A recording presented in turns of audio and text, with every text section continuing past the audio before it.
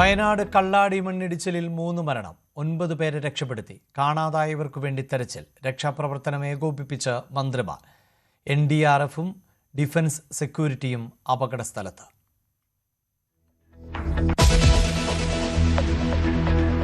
നാടിന് നടുക്കിയ ദുരന്തമുണ്ടായത് രാവിലെ 11:30-ഓടെ.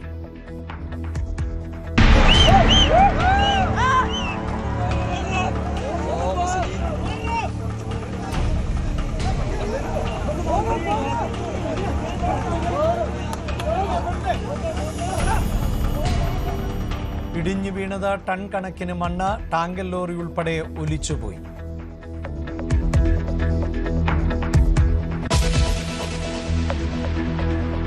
വയനാട്ടിലേത് മനുഷ്യനിർമ്മിത ദുരന്തമെന്ന് വിമർശനം. മണ്ണ് നീക്കണമെന്ന് കരാറുകാരോട് ആവശ്യപ്പെട്ടിരുന്നു.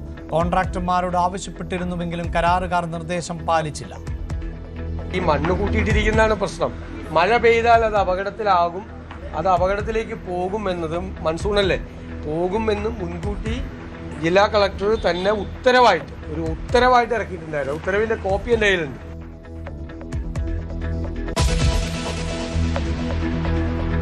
കള്ളാടി ദുരന്തത്തിൽ അടിയന്തര ധനസഹായം ലഭ്യമാക്കണമെന്ന് പ്രതിപക്ഷം. തുരങ്ക നിർമ്മാണത്തിൽ വീഴ്ചയും അനാസ്ഥയും ഉണ്ടായിട്ടുണ്ടോ എന്ന് പരിശോധിക്കണമെന്ന് പിണറായി വിജയൻ.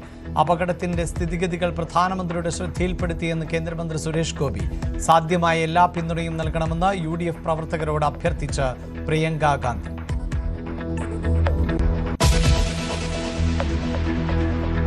വയനാട്ടിലെ വിദ്യാഭ്യാസ സ്ഥാപനങ്ങൾക്ക് നാളെ അവധി. പ്രൊഫഷണൽ കോളേജുകൾക്കും മതപഠന ക്ലാസുകൾക്കും ബാധകം.